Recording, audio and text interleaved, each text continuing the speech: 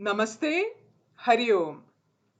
This documentary titled Being with Swami Bodhananda is from Sambodh India Archives. The 1 hour 20 minutes film shares the grace, wisdom, luminance, and enlightenment of our Guru in the setting of the Bodhananda Ashram in Trivandrum, Kerala, and also the beautiful Kanyakumari. The river you see in the film flows quietly behind the Bodhananda Ashram and Bodhananda Seva Society, founded on 8th August 1990. The film has excerpts from the management lectures, the Siva Sakthi Archana, and a youth camp held in Kanyakumari, all from the year 1994 during March and April. The documentary was conceptualized, filmed, and edited in 1994 when the video technologies were limited and internet hardly popular in India. Today in 2020 and in the month of April, we are happy to release this documentary for public viewing through YouTube. Thank you. Here is the documentary Being with Swami Bodhananda, our Guru and Light.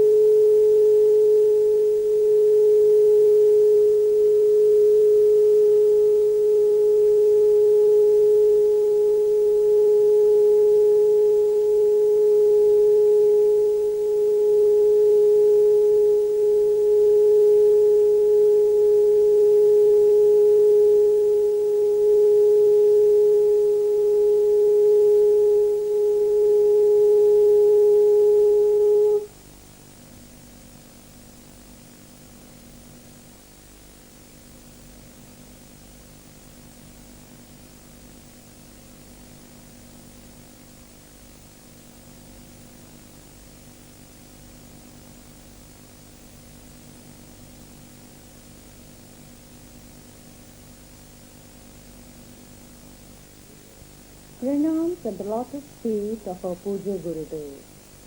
A mystic with spiritual and occult powers to heal both the body and the mind. A renowned Vedanta seer with a rare grasp of the psyche of modern man. A divine phenomenon whose presence and works are a self-transforming experience. A Rishi who feels our heart, touches our inner being as a classroom teacher as well as a private counselor.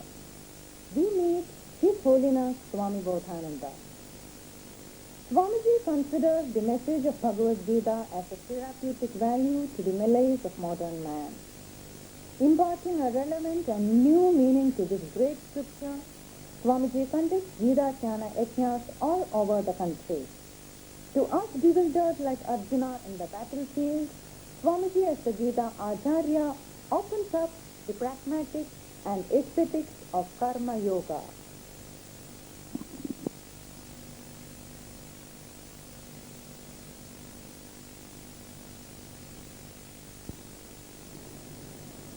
Standing between the two armies,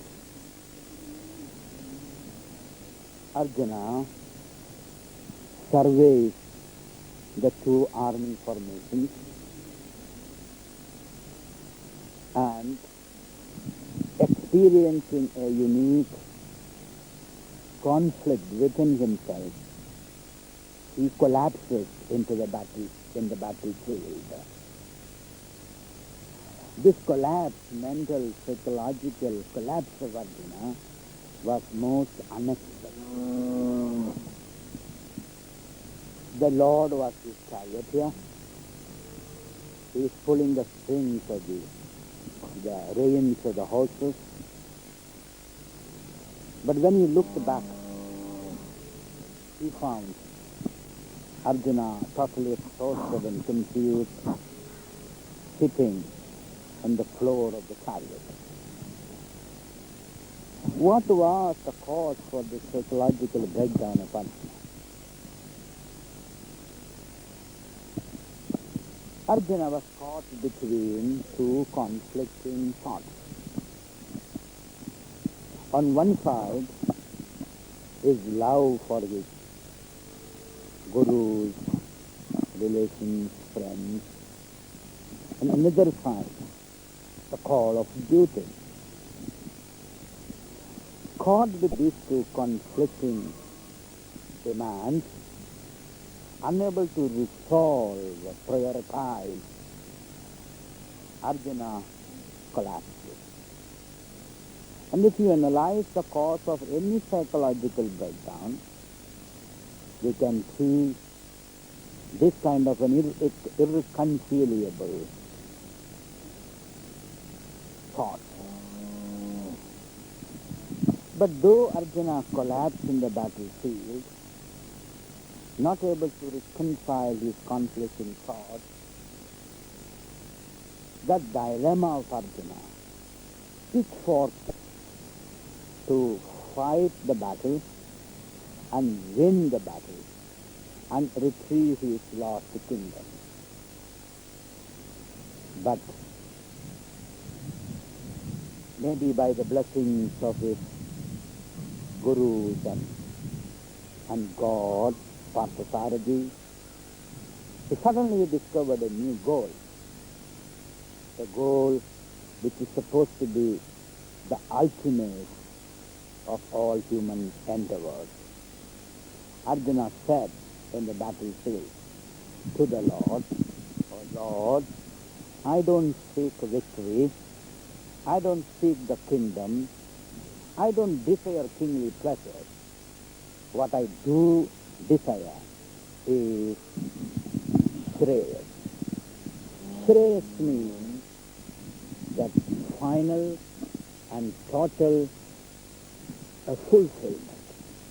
What I seek is not material comfort, name and fame, but what I seek is the spiritual fulfillment, the wholeness of the totalness of experience, where there is no conflict whatsoever. So Arjuna wanted a conflict-free consciousness. the wholeness of his being, where he does not feel that he is pulled apart by conflicting thoughts. When Arjuna asked for Shreyas, you can call it God experience, you can call it happiness, you can call it spiritual fulfillment, you can call it an inward rootedness, whatever name you call, what Arjuna wanted, and he became encapsulated in the beautiful phrase, word Shreyas. What he means to say is that total spiritual fulfillment, a conflictful consciousness, the spontaneity of his being. Thus, crying and then confused, Arjuna falls at the feet of the Lord and asks of him, "O Lord, teach me that so that I can gain the final goal of life." To that Arjuna, who discovered a disciple in himself, the Lord teaches the path to fulfillment, the road to redemption. And it is interesting to know that the Lord starts his teaching with a smile. And there is a great message in that. Once you smilingly face a challenge of your life, the challenge simply dissipates and the challenge becomes an opportunity for you. An opportunity to invoke your inner potential. So the Lord looked at Arjuna with a compassionate, loving, smiling face, and then he teaches Arjuna. The first teaching of the Lord was, "O Arjuna, an enlightened, intelligent person, a person who has discovered his true self, will never grieve over anything." So this state of freedom from grief is a true hallmark of a wise man. So Arjuna, you have to know yourself. You have to reach your inner potential. You have to abide in your true nature. Now you are identified with your memories, your thoughts, your body, your relations, your positions. And it is this identification which causes the inner conflict and confusion. When you are free from those identifications and come to know your true self, then there is no conflict whatsoever. You experience your nature as a happy person. So it is not that a new knowledge will help you about the material world. What can help you is a knowledge about yourself. You have to change your attitude, your vision about yourself. Arjuna, so far you have been thinking that the other can make you happy. The situations can make you happy. Name and fame can make you happy. But now it is time for you to give up all those thoughts and identifications and awaken to your true nature. And once you know your true nature as a happy person, thereafter happily you can face the challenges of life. So it is that inner happiness which will liberate you from your misery. It is that inner freedom which will make a spontaneous person. That which is important in fighting this battle. So the first teaching of the Lord was to awaken Arjuna to his true nature and discover his true self. Secondly, the Lord said, Arjuna, we all consider that we are mortal, whereas the truth is that we are immortal. There is an undying, immortal dimension in each one of us. What we know about ourselves may be a dying, changing, deteriorating thing, but our true nature is unchanging. non-deteriorating. It is an undying spiritual dimension.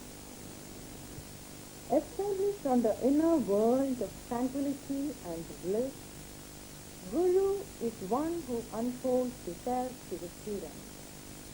Swamiji, through an invisible media, lifts us from the turmoils of day-to-day life to the dawn of peace and happiness. He channels us across the river of misery and death to the land of bliss and deathlessness. Swamiji's teachings, meditation techniques, and value systems are based on his deep study of Eastern mysticism, spiritual traditions, and his own deep mystical experiences.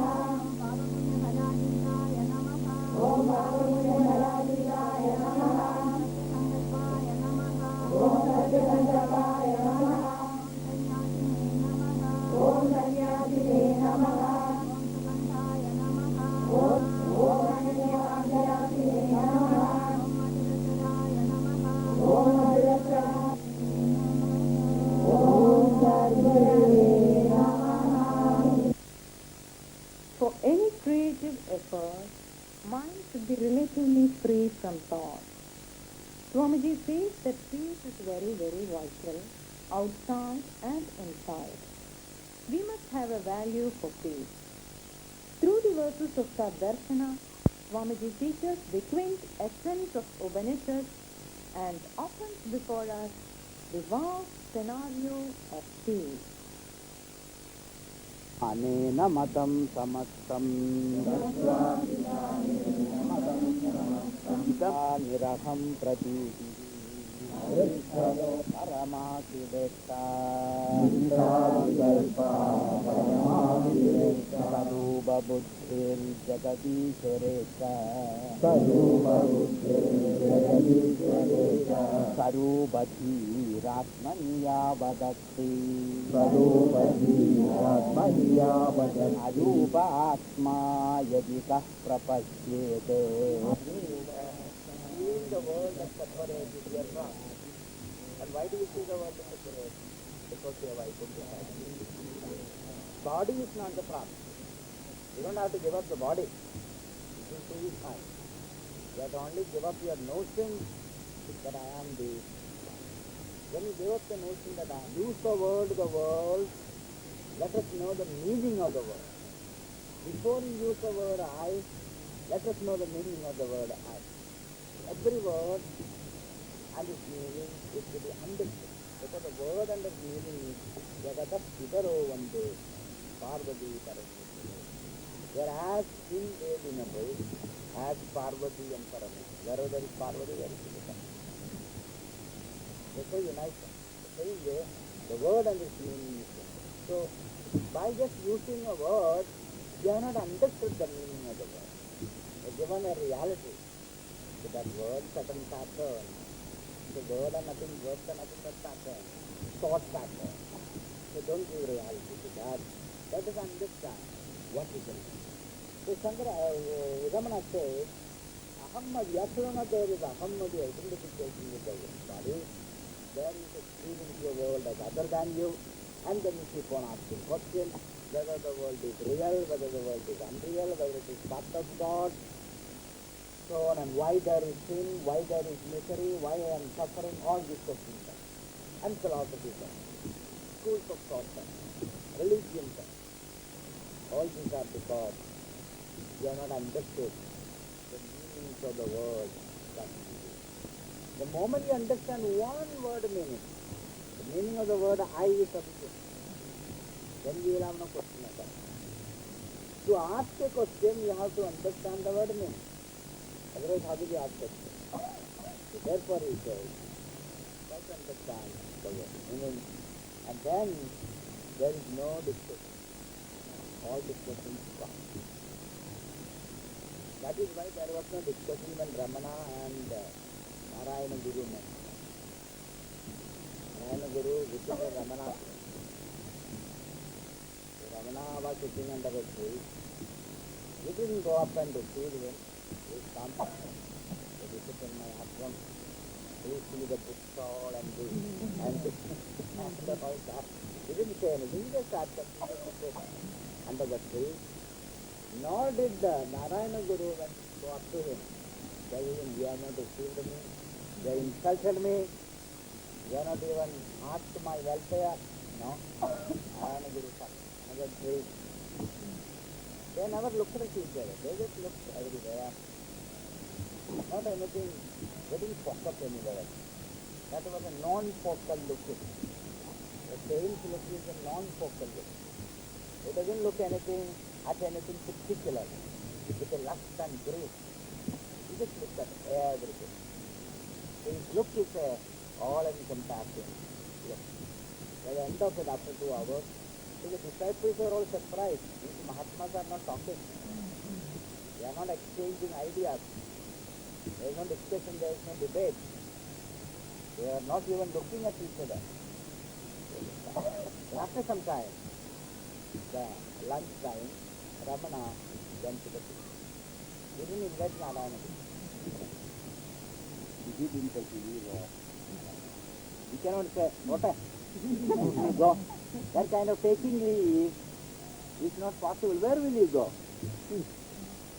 And he never met Narayana Guru as a person. He met him as his own self. There is no question of exchanging ideas there, or wishing or greeting or anything. In fact,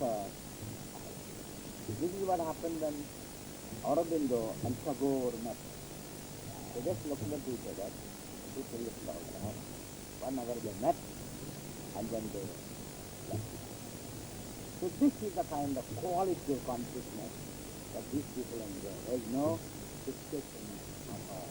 Because we know the more we discuss, the more we get disgusted with each other.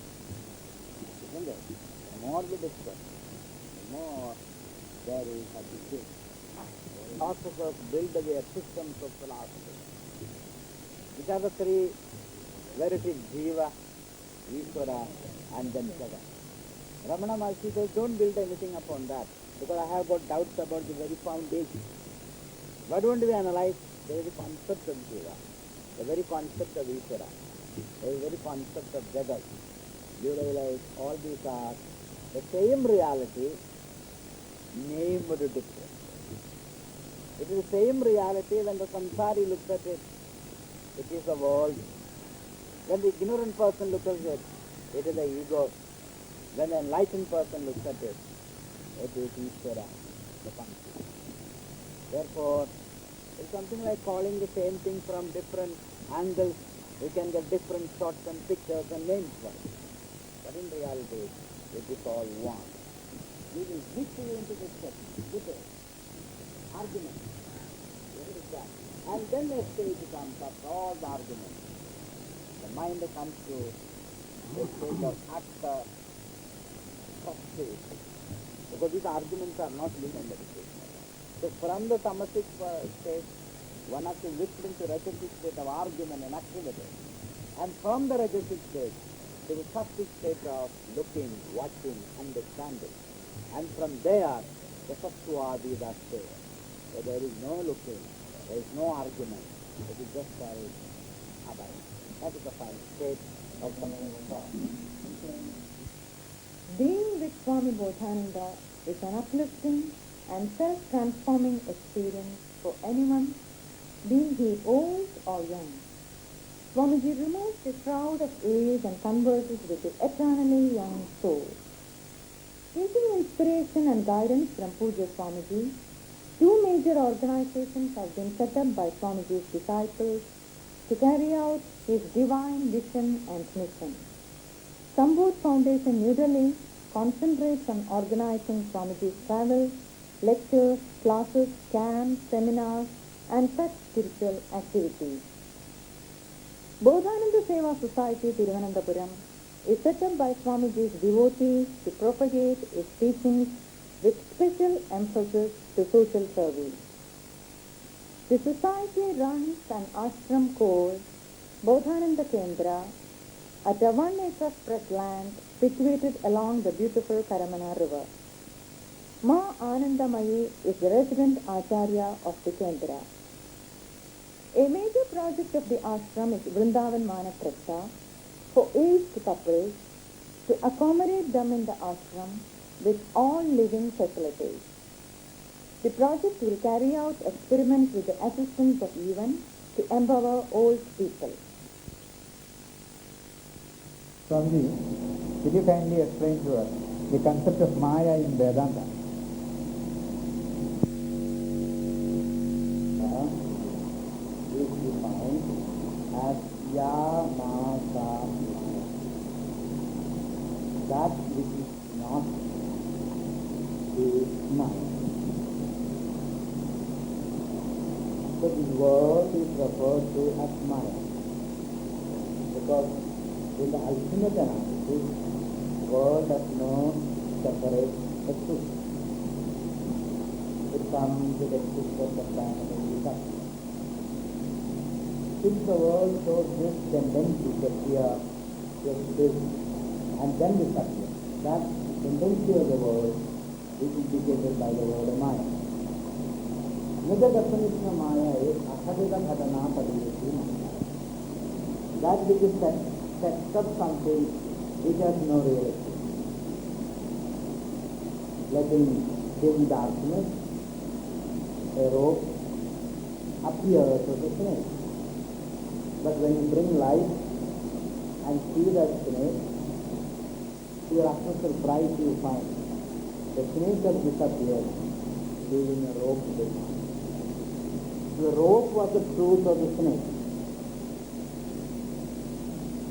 But when there was no light, it appeared, the rope appeared as a snake. Now what is the truth? Is the snake the truth or the rope the truth? Those who have seen just a snake, for him, snake is the truth. But those who are the patience to sit down and inquire into the nature of the snake, a rope becomes true. So Maya is this tendency of truth, which we call consciousness in Vedanta, to appear as this manifold world to an uninitiated individual.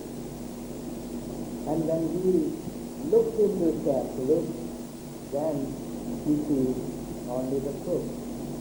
In another way you can say, Maya is the tendency of the individual to take himself to be an unhappy person.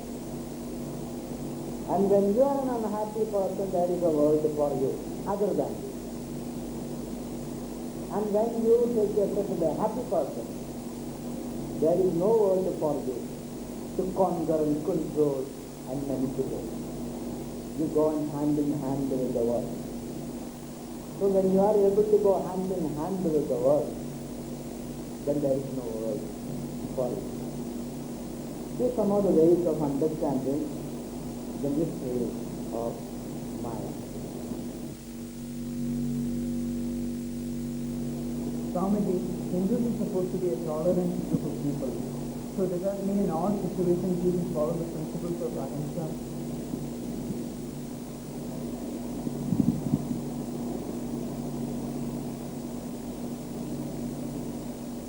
Tolerance emanates from a certain vision about the world.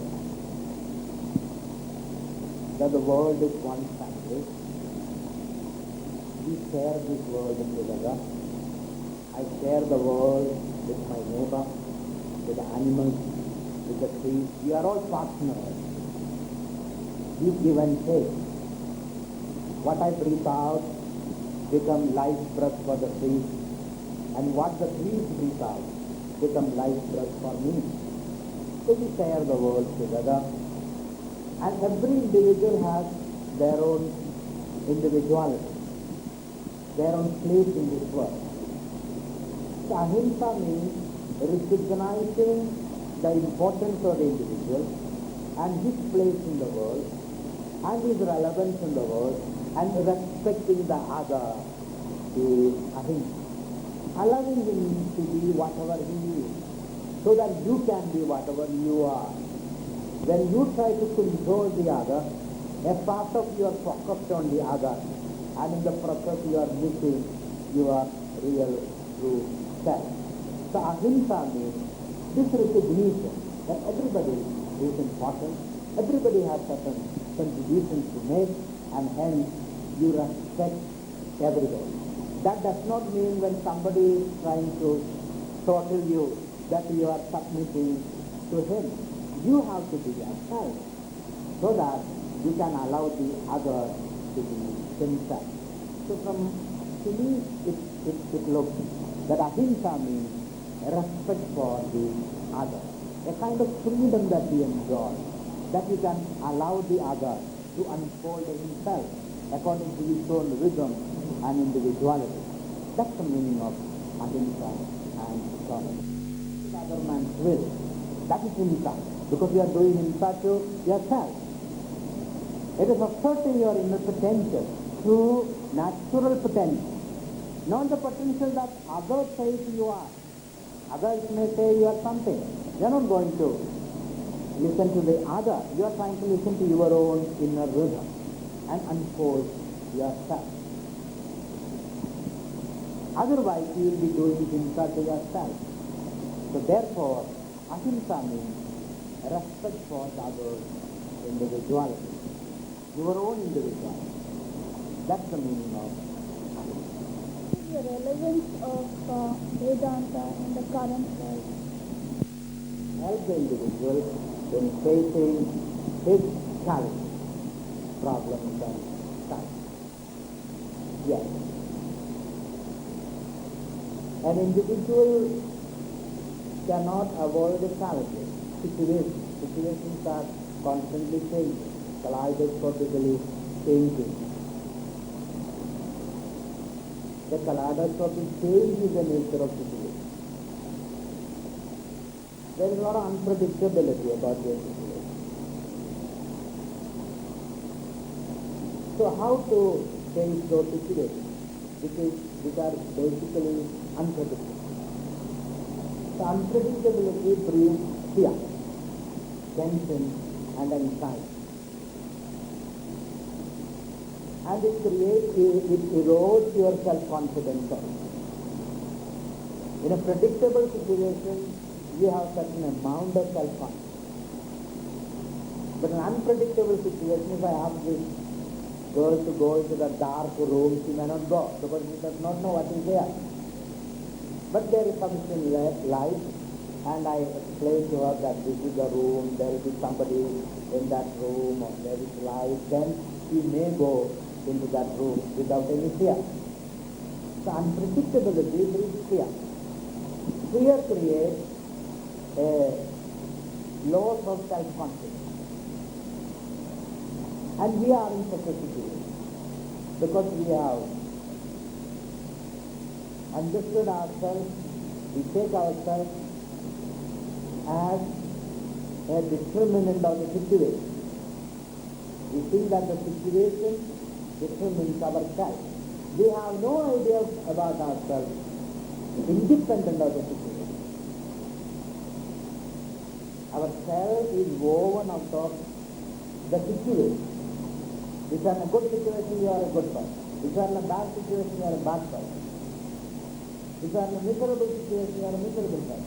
If you are in a happy situation, you are a happy person. If you are in a successful situation, you are a successful person. This is how we come to appreciate ourselves. This is slavery to the situation. But Vedanta says, yourself is independent of the situation. In fact, you can define your situation. You can give meaning to the situation. You can give significance to the situation. So Vedanta gives you an identity which is not woven out of your experience, good or bad, successful or miserable. Vedanta gives you an independent identity, free from your past. And when you respond to situations from the spiritual center, which is ahistorical, which is not from the past, then you are able to respond without fear, without anxiety, without tension. You are able to respond creatively, not as a reaction. Any response from the past is a reaction. Any response from the memory is a reaction. And any reaction is a repetition. And any repetition is only an addition of the past. If you want to respond to a situation creatively, without any fear, one has to touch that level, have a new self-identity. And Vedanta gives you that identity. And from that identity, you can respond to the situation, and then challenges are no more challenges. If you are a fearless person, you have plenty of energy, and with that energy, challenge is not a problem. If you have got plenty of money in your pocket, hunger is not a problem. If you have no money in your pocket, even if you are hungry, it becomes a problem. So therefore, what is important is, will you enjoy that spiritual energy? That is infinite energy. And once you enjoy that, challenges become opportunities for you. If I give a sitar to Ravi Shankar, and a few nodding, sleepy audience, he grabs the sitar, and then he brings out the music which is welling up in his heart. But if I give you a sitar and give you the best audience in the world, nothing will happen. You will be fiddling with the sitar and you will break the strings, snap the strings, that is all. Nothing will happen out of it. Why? There is no music in your heart. The person who has discovered that inner potential, that new self-identity, for him the world is an opportunity. The more the world crushes it, the better comes out of it. A person who has nothing inside, whose identity depends upon the world, he cringes in front of the world. He becomes a beggar in front of the world. The other person is a master of the world. This is what Vedanta does to you. It gives you a new self-identity. This is infinite and inexhaustible. Management of innovation and creativity is a challenge. What does Vedanta offer in this? Innovation and creativity. Effectiveness is a very important component of modern management. To be a successful manager, you have to innovate. Otherwise, you cannot survive in this competitive market. A manager who holds on to the old principles of management, of protection, of sales, of financial management, organizational management, he cannot survive in this competitive world. So to survive means to innovate, to be something new all the time. Unless you constantly reinvent yourself, your method, your project, your product, your processes, you cannot survive as a competitive person or a competitive producer in the market. So, how to invoke that innovativity or to introduce that innovativeness in management practice? For that one has to be highly creative. What is creativity? Creativity is the capacity to invoke something new all the time, then you are facing situation. And Vedanta says, your essential self is always creative. It is never the same. So, a person who has gained that capacity through meditation, various other practices, to keep in touch with his creative self is always creative. He doesn't have to try to be creative. Creativity becomes his nature. He cannot do the same thing all the time. He constantly reinvents himself. So, according to Vedanta, creativity is your natural self. Know it. Keep in touch with it. Then you are always creative. And bring it into your management practices and become effortlessly creative. Create a state of pity, fear, anxiety, tension, egoistic mode of consciousness. When you are egoistically operating in this world, then you tend to become repetitive, fearless. When you drop the ego and gain that non-egoistic mode of consciousness, then you are ever creative. That is the perception of Vedanta about creativity and innovation. At the same time, Hinduism is not against earning riches. You create wealth. If you don't aspire for anything, where is the question of creation? To renounce, first of all, you have to produce. I can renounce that this is not my building. I can write it away to you. You take this building. The entire building complex is yours. Happily I can give it away to you. Is that renunciation? To renounce anything, one has to produce. And the real production is innovative, creativity, adding value, idea, utility. And that has to come from within yourself. So you have to add value to whatever you are seeing around you by your innovative, creative, productive work. And when you do that, the motive is not to grab, to make it yours, to enjoy and to be happy. The attitude is, in this process, I discover myself. And this constant self-discovery by productive activity, creative activity, and then not bothering to enjoy the results because you already got your reward of getting an opportunity to unfold yourself. That is sannyasa or renunciation. That's why Uli Savasudana says, Tena, Tektena, Bunchita. May you live by renouncing.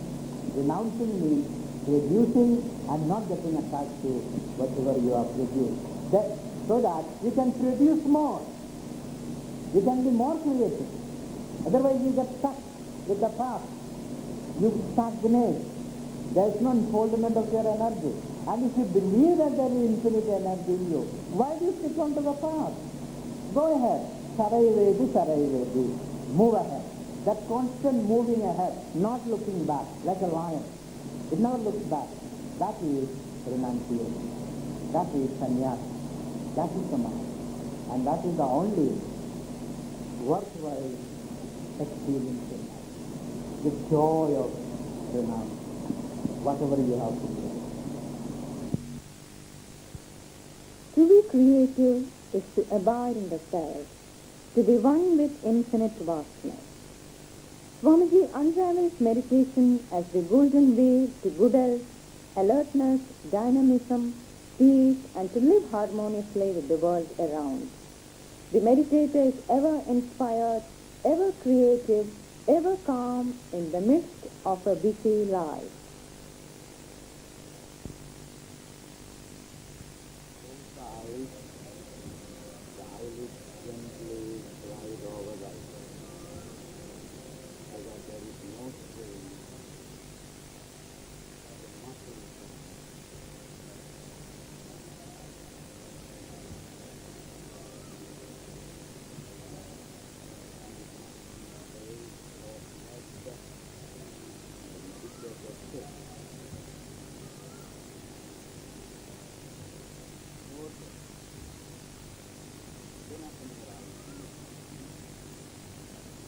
sit there. Great devotion, great festival.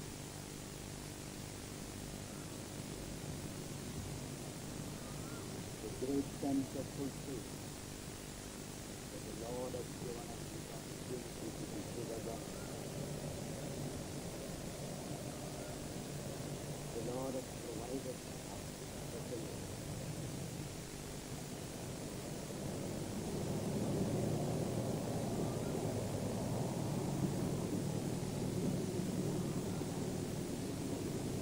We are taking upon the Lord who is realizing willing self or God. Let that flood light non to self. Let it be all around you, and let it not distract. Don't open your eyes. Just keep them gently closed. Continue along the path of the breath. The breath that goes in and spreads all over the system, carrying vital prana vayu, guru vayu, the most vital energy, guru vayu, prana vayu, mukhya vayu, goes all around, spreads white light, every cell in the system. And then it comes back, gathers in the lungs, then it goes out. Then it goes into the trees around, the leaves around, gathers vitality from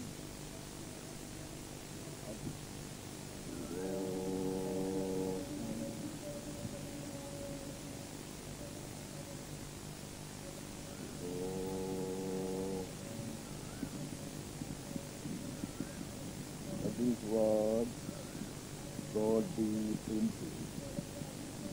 These words have the power of transmuting every cell in it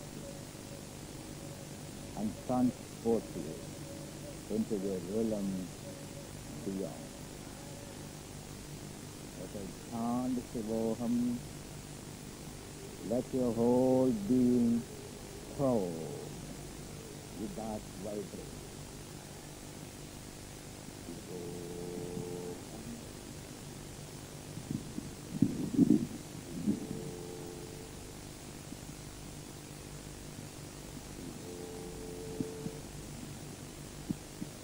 I am one with you, submit sources into the grace and the peace of Lord Shiva,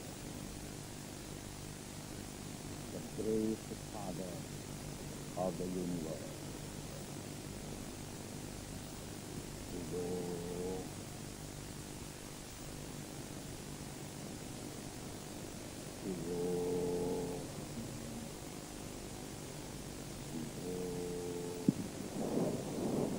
Swamiji gives a meditation technique which involves mystic postures and mudras. Creating force fields by chanting mantras and lifting the course of energy by visualization, the meditator awakens into the highest form of consciousness. His awareness is vast and dynamic as the borderless blue ocean. Pujya Swamiji guides and lifts the meditator to the borderless space of self. So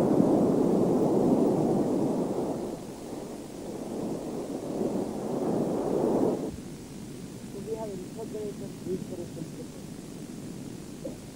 Concentration of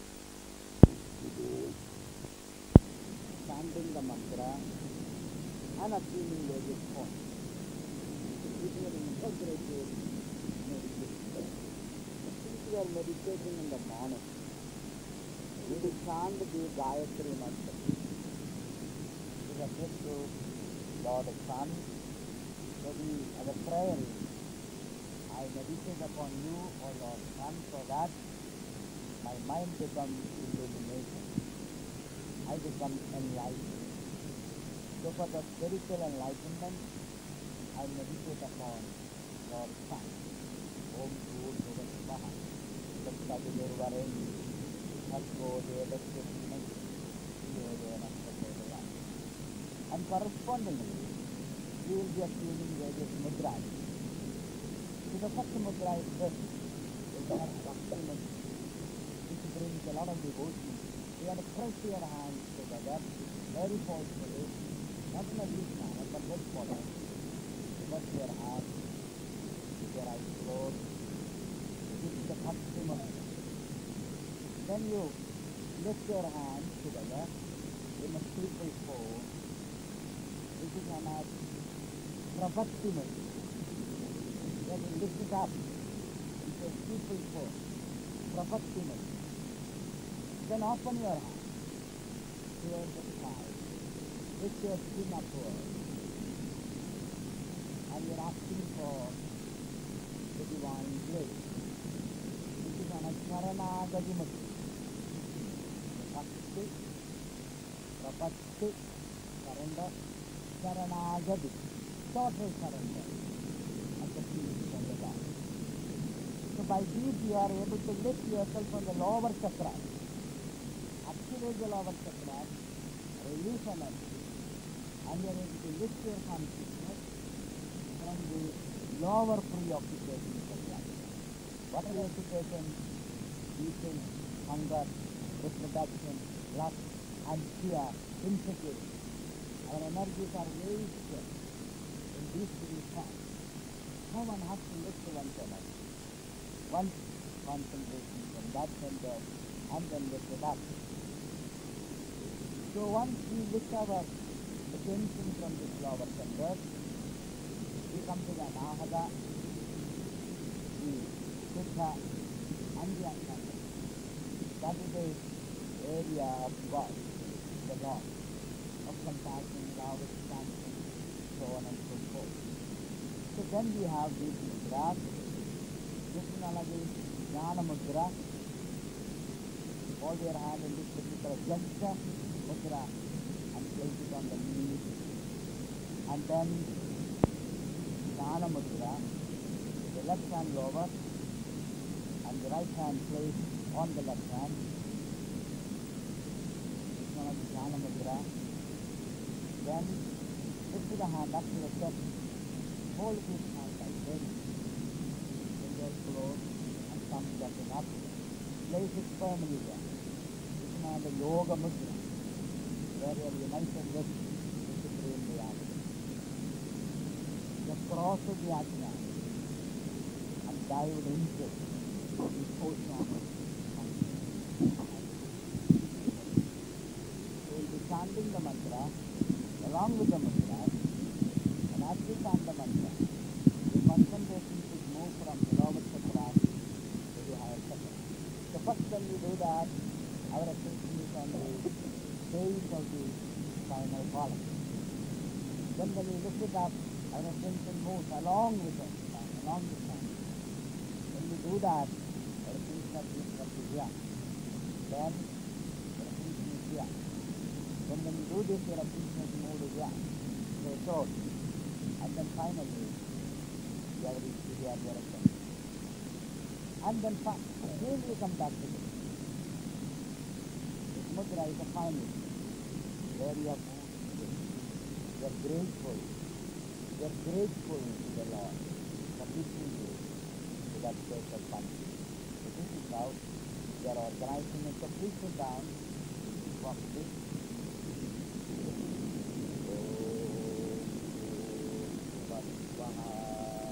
Oh.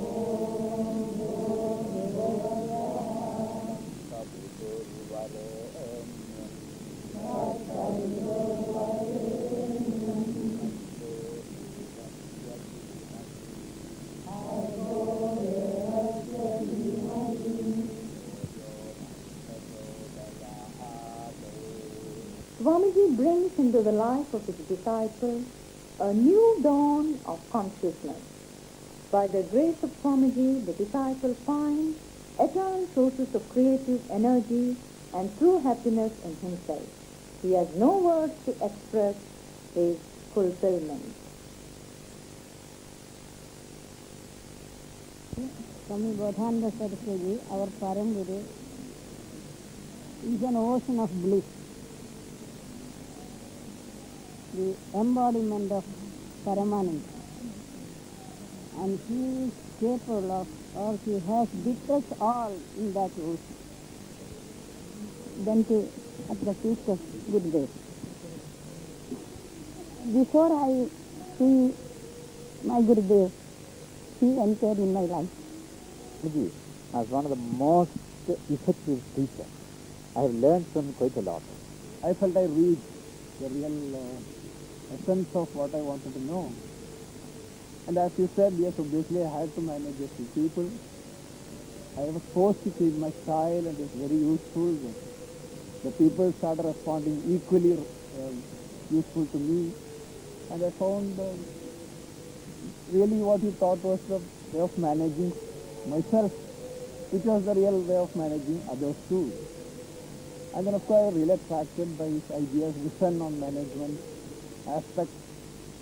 The ideas he gave I could put forward to the other people. They were very appreciating very much of those ideas.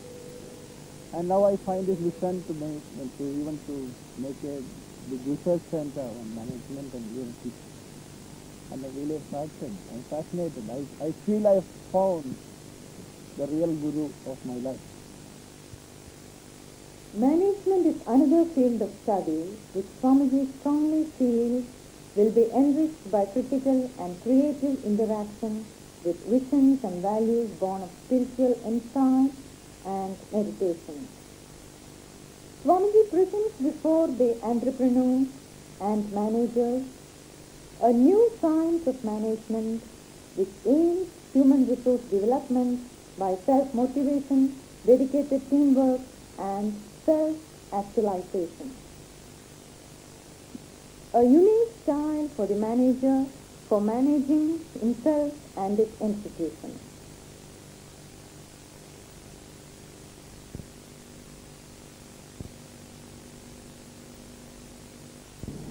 You all are practicing managers.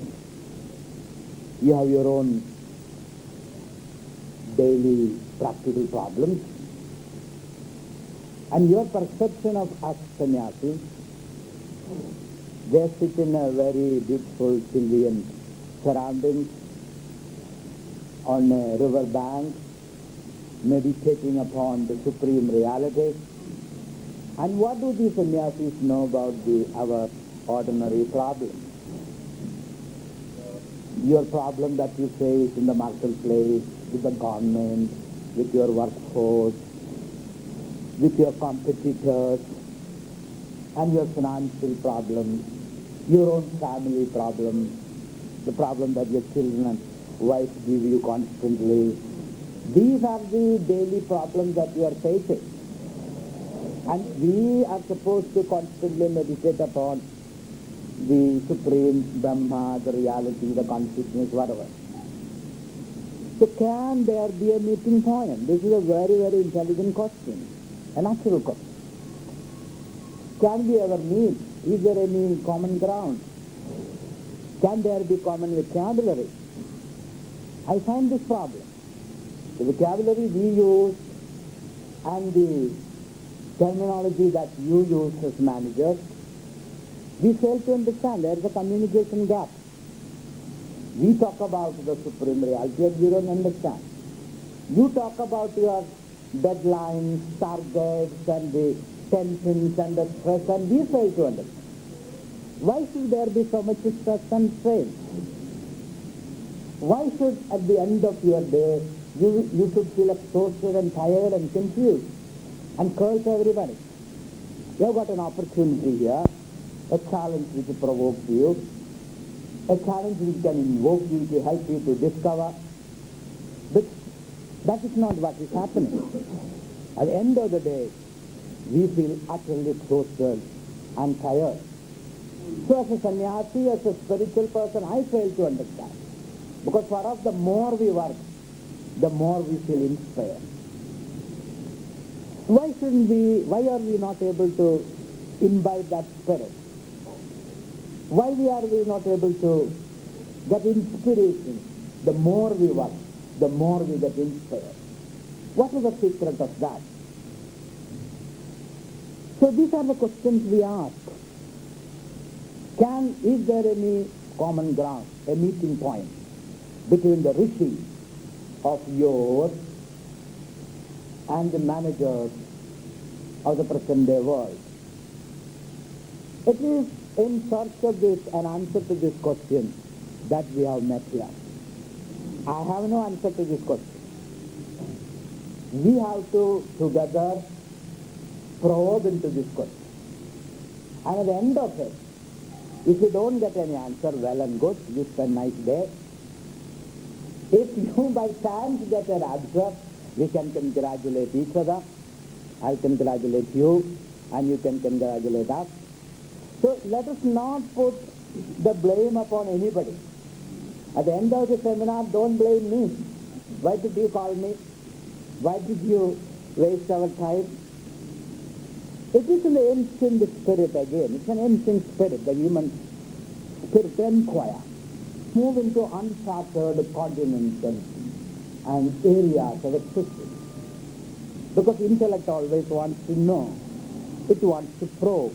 It wants to move into unknown areas.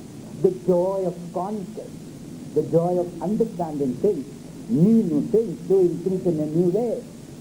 Perhaps that is the meaning of intelligence. To do things in a new way. To do things in your own way. In a way that nobody has even thought of. So it is that, with that inquiry, spirit of inquiry, we have assembled here.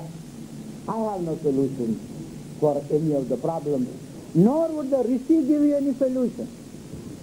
If the Rishi gives you a solution, the Rishi will be enslaved in your mind. I guarantee you that the Rishi is not going to give you any solution and enslave your mind. The Rishi is trying to open your mind, give you a capacity to look at the problem from various aspects, from up, from below, from the east, from the west, from the north, from the south, from everywhere. If you have the patience to look at a problem very patiently and silently, that looking at a problem may produce a new solution. And we are looking for those solutions, not a ready-made solution to a problem, because problems are constantly changing and that they should change. If the problems are the same, the answer will be the same, life will be the same, experience will be the same, and you will say life has become a bore. Oh Lord, please take me from this life. Such a life is known as a hellish life. So we don't want that kind of a life. So things are changing, they should change. And when I face a problem, I have no ready-made answer. A ready-made answer is the mark of a dead person. A person who is alive, he will not approach a problem with a set mind. He approaches a problem with an open mind. So we are trying to approach this problem, the modern problem, with an open mind. We are not wedded to the modern theories, though we have learned it. You help me to understand the man in front of me, from whom I have to get work, whom I have to inspire to work. So if these theories are not, you must have come from the best management institute in the country, but if your theories are not going to help you understand the person and the situation and your own mind, the theories are of no use at all. That is the Sanskrit vocabulary. You are not going to shun it. And that kind of attitude is another sign of intellectual slavery. So here is a Rishi. He represents our ancient wisdom, and he has something to say, maybe beautiful things. So we are listening to the Rishi. We are listening to the man from the Harvard School of Economics or or technology, whatever it is.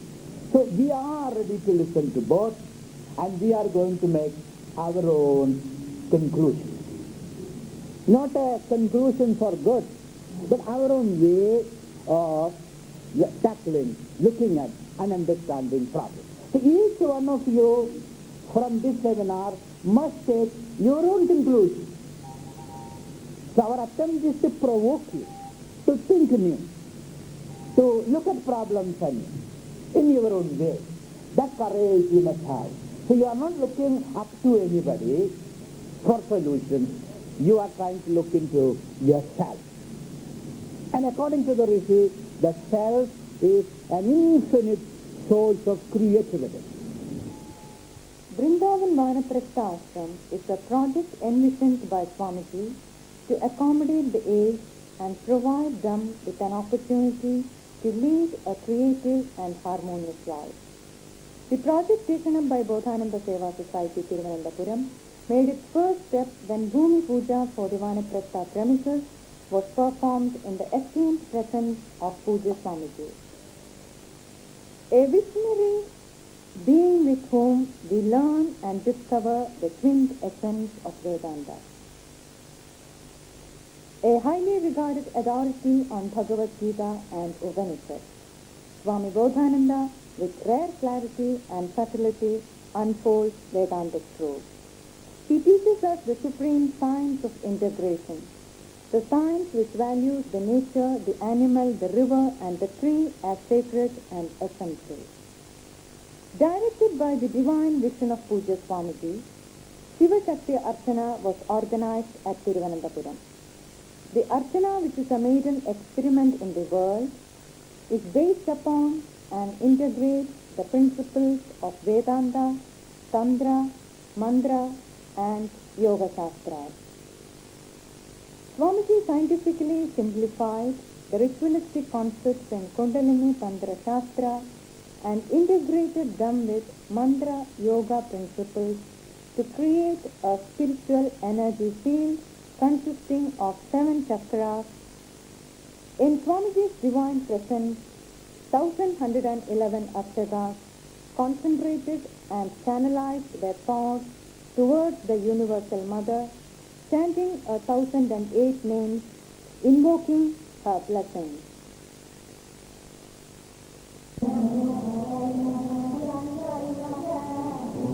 Gandabhuve Namaha.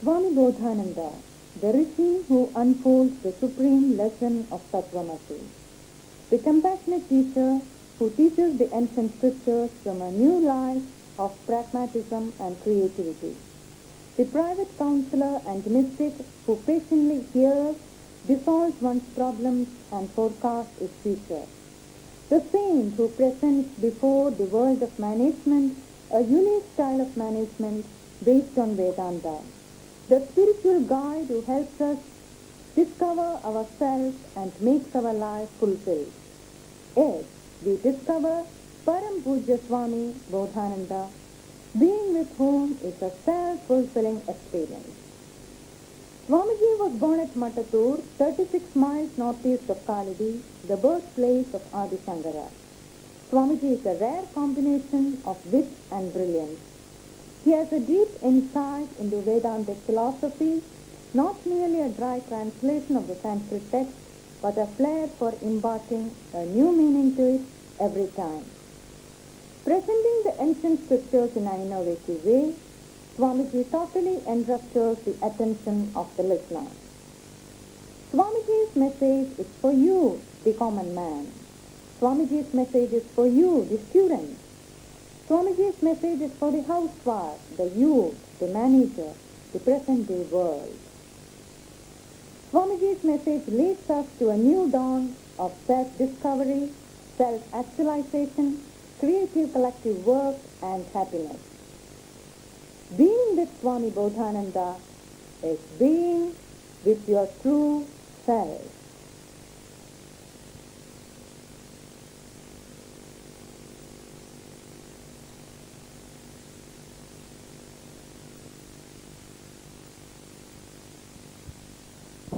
The modern world is facing a two-dimensional crisis. On one side, man is psychologically disintegrating, more stress and strain, more violence and violent feelings. And on the other side, there is an ecological degradation.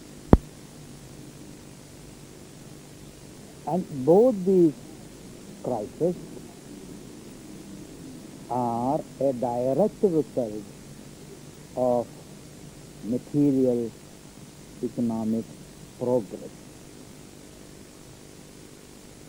We have created, with the help of science and technology and modern organizational techniques, unprecedented wealth, at least for a section of the society, of world population. But at what cost? When I ask this question, I'm not trying to downplay or degrade the need for material progress. People do need certain comfort. People do need certain facilities to live a quality, rich life. But we have to also consider the cost aspect of it. If the individual is inwardly unhappy and discontented, if he lives under constant stress and strain, which will cause untold suffering, physical and mental, to the individual, on the one side, and if the individual is going to live in a world where the air is polluted, the soil is dead, the ozone layers are all punctured, where there are no trees, where life becomes a positive misery, what can economic progress, what can the material comfort can do for that individual? It is this paradox that the modern man is going through. He cannot do away with progress on one side, and he cannot accept this kind of a degradation that has been caused by industrial and material progress. So we are facing that crisis. What will we do about it? So we have to define the ultimate goal of all activities, all endeavors, both individual and social. The ultimate objective of our activities is to create a happy, contented, fulfilled individual. So individual and his contentment and happiness is the ultimate goal of all social activities, all economic and political organizations. And sadly, I should say that we are missing that individual. We have not been able to create that individual who is happy inwardly, contented and happy. Therefore, it is high time for us to define the ultimate goal of all human pursuits. That the ultimate goal is a happy individual. And it's in this context the message of Vedanta from the East become important. The West and the Western civilization with all their science and technology could create unprecedented levels of comfort for man, but they could not ensure this inner joy and bliss and happiness that is seeking. And what does the East seek? The East says that happiness is not a function of material comfort. Happiness is a function of the self, the spirit, the essence of the individuality. So a person has to feel happiness by himself, in himself. You cannot get it, you cannot scrape it from the material environment.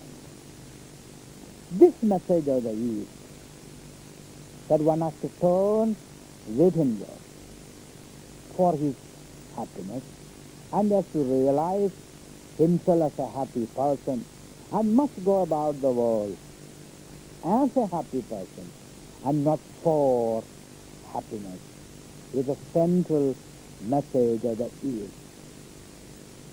And what we have to accomplish is to get this knowledge from the East and combine it with the progress that the West has made and create a new civilization, a new culture, where the East has its contribution and the West also has its contribution, where the spirit and matter comes to a harmonious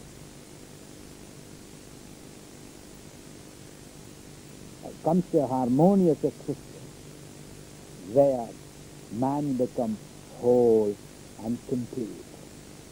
This is the message of the East. This is the message of the Upanishad. And hence at the end of Bhagavad Gita, which is a very, very important text of Vedanta, it is said, Sarva dharman parityajya namekam saranam. Renounce all your search in the external world for happiness and move it inward by developing a sensitivity and awareness and discover yourself as a source of all happiness, energy, inspiration and creativity. It is this message of the East which has become relevant today, and the younger generation has to turn to the East without giving up whatever the West has to offer. And it is in this harmony of the East and the West that the new world will awaken to a new quality of life and acceptance. Thank you.